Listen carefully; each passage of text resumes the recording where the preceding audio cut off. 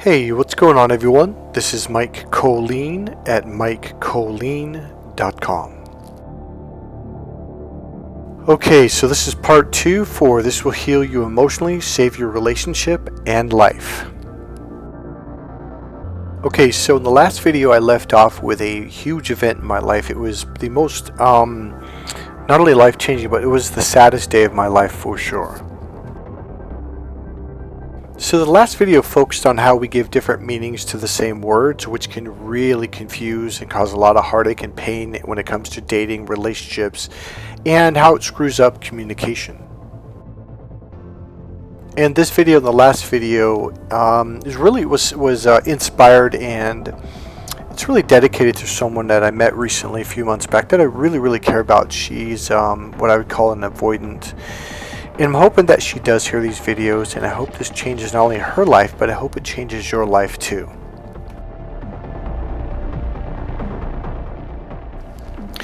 So the most important person in my life died when I was 19 years old. To this day, this was the most important person of my life. It was the saddest day of my life. Along with 3 other friends, they all died in a car accident. And at this point in my life, I had officially had over 18 friends of mine die since 9th grade. Now this story will show you the power of meaning reframe, or simply changing the meaning to either the word or the event.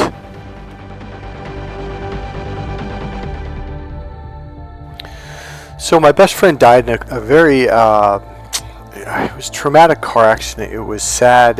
We were all young. We just graduated from high school, but a little over a year before that. We grew up together. And to this day, I have never had a friend like this. I mean, literally, like, there's not a single person before or after that I could tell anything to. This was the only person, and I know I'm very lucky, because you know when they tell you, like, you're lucky if you can count the number of real friends you've had on one hand, meaning 5 friends in your entire life. I got lucky to have one. I mean, a real friend that would do anything for me, would be there for me, would listen to me no matter what was going on in my life. I've never met anyone like that in my life since or before. So this sent shockwaves throughout the town where I grew up in Napa, and it changed me. I mean, I went from a straight A student my entire life since 2nd grade to being a champion in boxing, state champion, and BMX champion, and football champion, wrestling champion, went to the state championships, and on and on and on, winning all these trophies in BMX and baseball. Like everything I did, I went into this complete, total depression, and I mean just everything sucked after that. Now what I'm going to share with you, I heard fairly early on. In fact, it was my best friend's death that I think it was about a year later, or maybe 6 months, that got me to buy Tony Robbins' book Awaken the Giant Within. Okay, and then I went to his seminar. Now here's the thing, what I'm about to share with you, I heard at that seminar, and I believe it was in Tony's book Awaken the Giant Within. It's in one of his books, but I believe it's in that book. And I just kind of rolled my eyes, like, really? Like, yeah, I don't think so, man. I remember where else it was. It was in his home study course, Personal Power. It was a tape series you bought about, I think it was like 12 or 16 tapes in there, whatever it was. And so the story I'm about to share with you eventually shifted my life. It could have shifted it the first time I heard it, but because I was kind of like, yeah, I don't believe that, I just kind of went past it, and I wish I would have taken it seriously. So I was crying every day, and I don't mean once a day, but it was like in the shower, eating breakfast, eating lunch, going for walks, working out at the gym. I was crying in class. I remember a teacher in college pulled me aside and said, "Hey, what's going on with you?" And then I was just sobbing. My best friend died, and she's like, "Oh, I'm so sorry." And it was, I'm not going to go far because I'm about to cry right now. And right now I'm realizing it's the whole reason why I got into personal development, and I dove into NLP and hypnosis and studied psychology like my life depended on it in college, and just everything that I'm doing now. So in NLP, we call this a meaning reframe. You change the meaning to the word or the event. It's like the land is moving, but the bridge isn't. So what really matters to your brain and to your emotional system is the meaning that you give to it. Very, very cold today, by the way. Now, growing up as a kid, you're in preschool, kindergarten, elementary school, and the teachers tell you what this word means, what that means, your parents, when you're a little kid, they say, okay, well, that means this and this means that. And you just now listen to what you do. You blindly accept it. You just go, oh, okay. And it checks out in your unconscious mind. Your unconscious mind goes, okay, well, that means that. Even if it doesn't.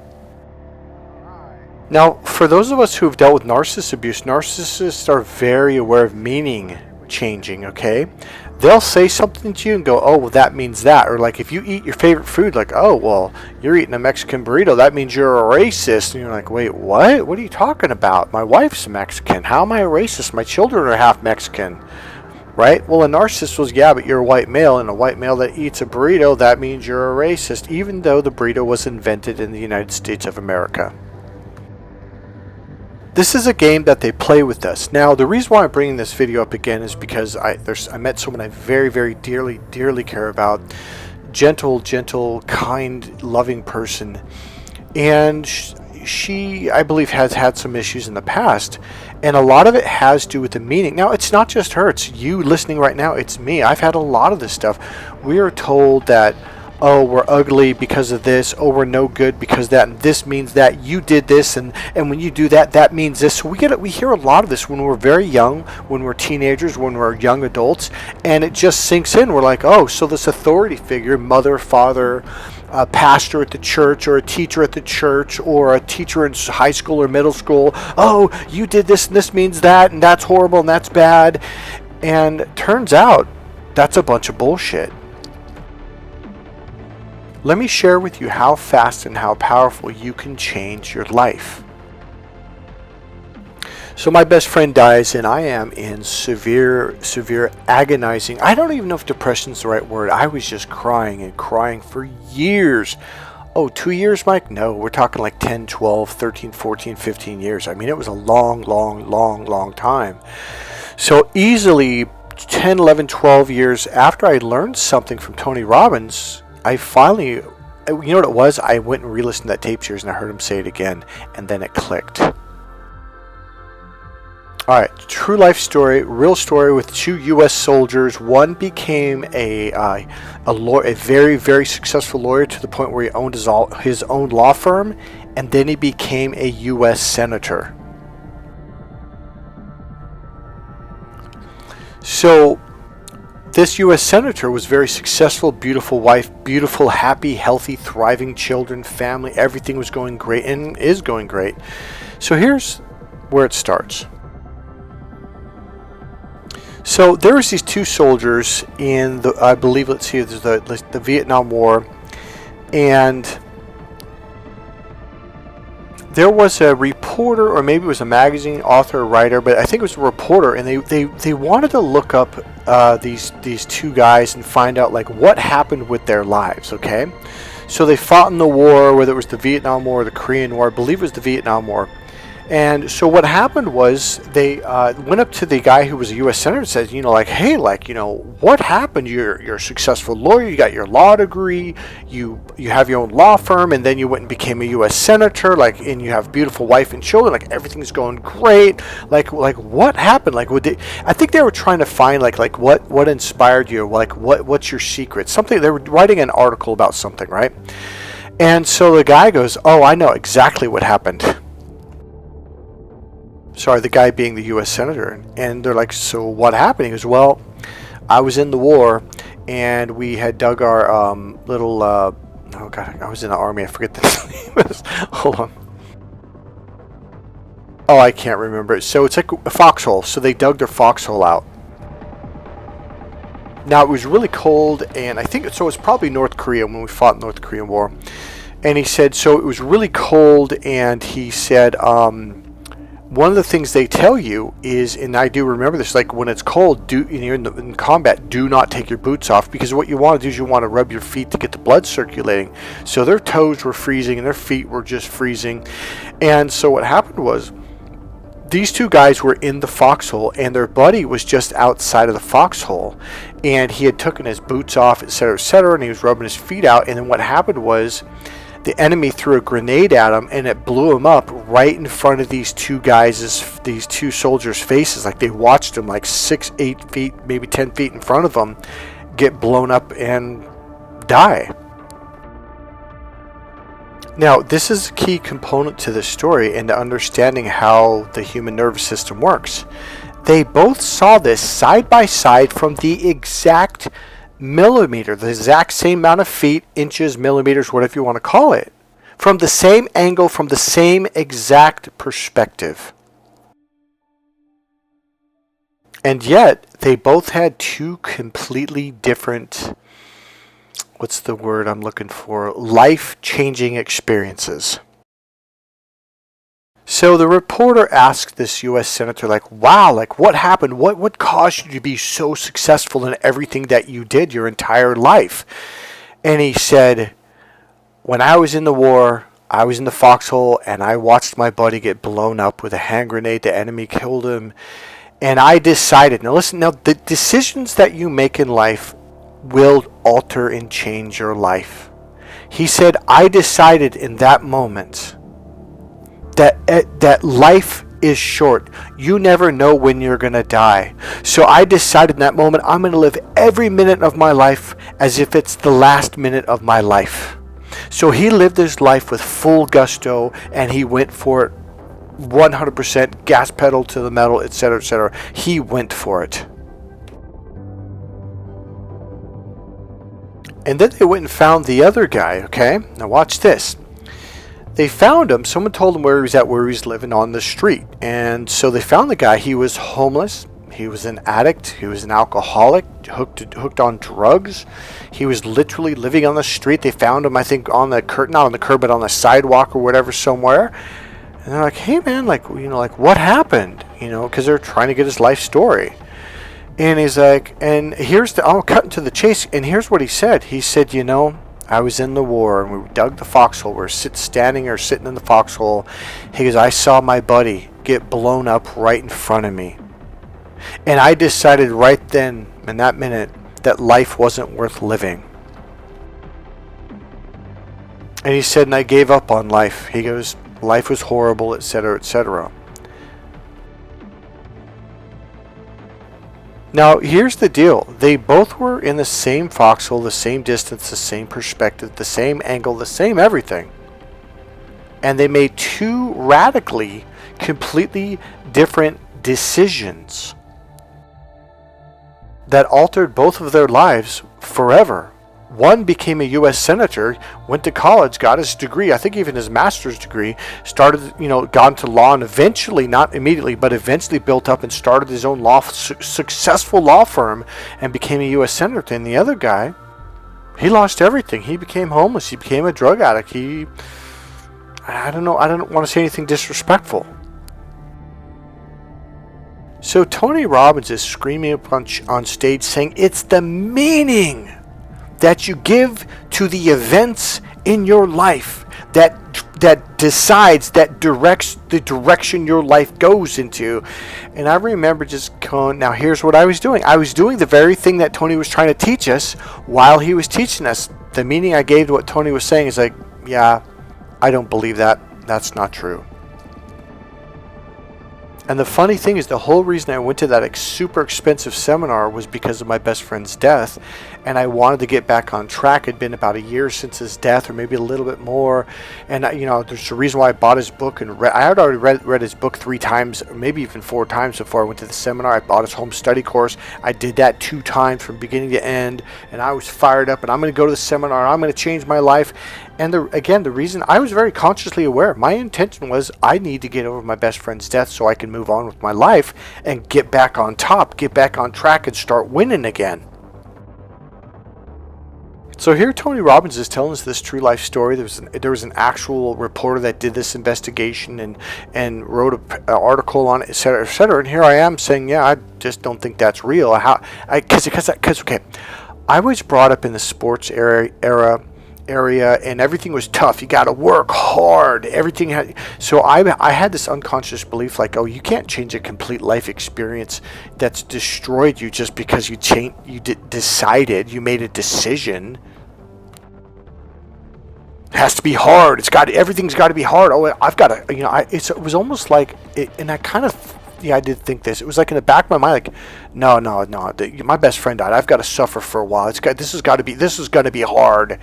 And in my mind, that meant years and years and years. Well, even now as I'm thinking about it, I think I was only thinking about 3 or 4 or 5 more years, so about 6 years after his death. And yet it went another 10, 11, maybe even 12 years past this. And I remember I was listening to that audio tape again. One of the tapes where Tony tells a story about the battle buddies that, they're in the foxhole, their buddy got blown up in front of them, and they said, you've got to change the meaning. You've got to decide. That was a key word. To change, here's the other key word, the meaning of what that event means to you. Otherwise, you're just going to keep going down the same path. I remember doing timeline therapy on myself and going back to that event, and there was a memory that came up.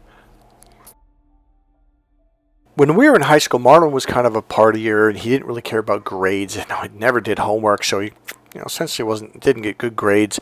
But he was living his life to the fullest. And I remember we were standing up by the principal's office before school about 7:55 in the morning. And the warning bell went off. So it lets you know, hey, you got 5 minutes to get to class. And we were in the middle of a conversation. Boom, I started sprinting without even thinking. So I start running to class because I didn't want to be late. I didn't want to get in trouble. And Marlon goes, Mike. And I stop and go, what? He goes, what are you doing? I'm like, what do you mean? Now, I think this was 10th grade. I'm pretty sure it was 10th grade. It might have been 9th grade. No, I think it was 10th grade, actually. Maybe even 11th grade. And I'm like, what do you mean? He goes, Mike, what are you in such a hurry for? I'm like, Marlon, I don't want to get detention. He goes, who cares? And I go, what? He goes, Mike, let me ask you a question. I'm like, what's that? He goes, are you happy? And I remember looking at him like, what?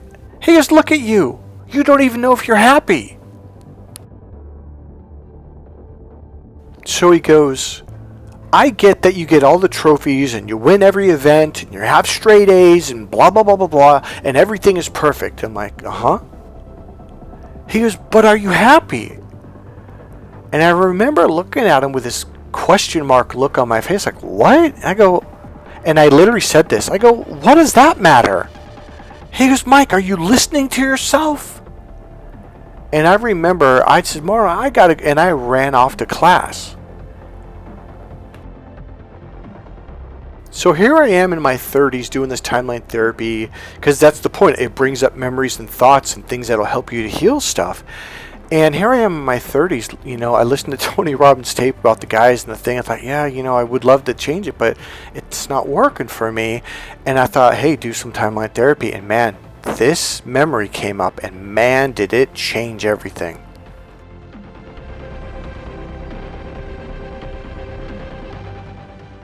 So I remember Marlon used to really motivate me when it came to sports. Like, he would not let me quit no matter how bad a day I had or how bad I got hurt. He goes, come on, Mike, you can do it. And it was really like, man, if I could have a friend like that now, that would be freaking awesome. And I was thinking about how Marlon was always trying to get people to smile. I remember there was an event. It was a few weeks before he died. We went up to his room. We were having a party in the backyard. It was summertime. And I think it was when we were 19. Yeah, it was.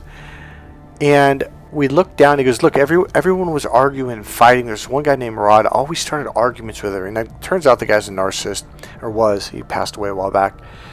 And he goes, look, I paid for all the hamburgers. I paid for all the buns. I paid for everything. I bought the briquettes. He goes, I provided the pool. He goes, all they do is fight. He goes, Mike, no one's happy. And I remember that moment. There were moments like that. So here I am in my young 30s, thinking about all this and having these memories pop up. And I thought, Marlon would be so upset if he knew how miserable I've been since his death. Marlon would be like, what are you doing? Live your life while you've got it. And I remember thinking right then and right there, it's like, Martin would not want me to be this miserable, this depressed for this long. Martin was always about me being happy. And here's what I came up with. It was like it came out of the clear blue sky. And it was like, Martin would want me to live my life to the fullest, to get the most out of life. And I remember thinking, like, that's it. That's what I'm going to do. I'm going to live my life to the fullest. Here's what it is. The decision that I made was the meaning that I was going to give to my best friend's life was I'm going to live my life to the absolute fullest. Go for it, balls to the wall, no matter what, regardless of what happened. And you know what? That's when things started to change. That's when I started getting momentum. That's when I started making money. That's when, everything started to change from that point forward. I went back and started training with another NLP company, started putting ads out for my business. Just everything turned around. Simply because I gave it a different meaning. The meaning to Martin's death wasn't that life was over. It was that now I have to live to the very moment that my life is over, till I die. Life became funner. It became the determination came back from when I was younger. Everything came back and started to click. Suddenly life had meaning. And that meant the world to me. Because before that, I was pretty sad. Life was empty. Life was meaningless. And that's one thing I hated about it. I couldn't. It was like I was working hard, but it was like I didn't have the power behind it, the fuel, the force. It's like something was missing.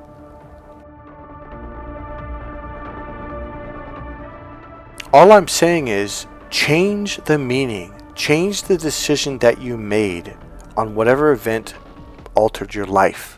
And you're thinking, oh, it can't be that easy. Believe it or not, but when that memory popped up about Martin saying, Mike, are you happy? I know you're winning all the trophies and etc. He goes, but are you happy? When that memory popped up, I just thought, geez, what the hell am I doing, letting my life pass me by like this? I literally walked away from my family. I got rid of my ex-girlfriend. I started changing everything. So what's the decision that you need to change or make? What's the meaning that you have to give to something to change your life?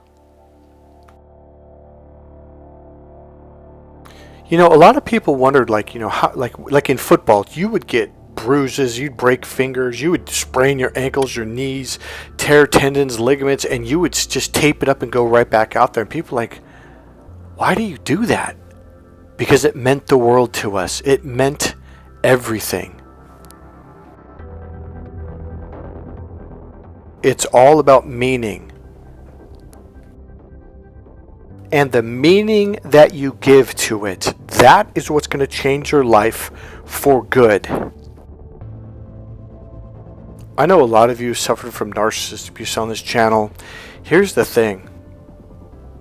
I'm at a point now to where I'm a lot more powerful than I was because it was the meaning I gave to it. Like I had to do things that were completely opposite of my nature, such as cutting people off, not being nice to my neighbors, not being nice to people that were being mean to me. Like that was a really weird, wait a minute, I have to be it's like, well, has the nice thing worked for you? Like, no, not with these people. With certain people, being nice does not work at all. So I had to change the meaning to that. I had to decide, nope, I'm not doing that more because it hurts. Being nice to people, some people hurts. So I had to make a wall. But you know what? I learned something from that. It made me feel powerful. It made me realize I don't have to put any effort or energy into people who aren't putting kindness and other effort and energy back into me. If they're just going to be mean, rude, disrespectful, ignore them. One of the most powerful decisions that I ever made was to start ignoring people that were not good to me. Period.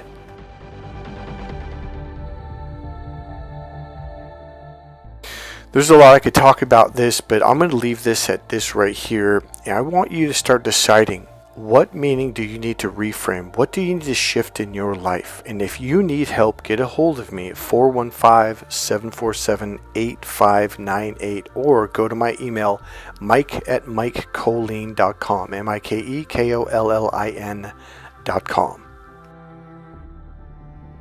If you haven't already found out or noticed in my videos, I'm a professionally trained life coach, personal development coach. certified in NLP, hypnosis, timeline therapy, Reiki, Huna, Pranic, healing communication skills, psychology, and on and on and on. If I didn't say timeline therapy, I'm also a master practitioner in timeline therapy. Alright guys, God bless you guys. If you enjoyed this video, please click subscribe, click the like button, go ahead and make a comment, and I'll see you in the next video. Bye.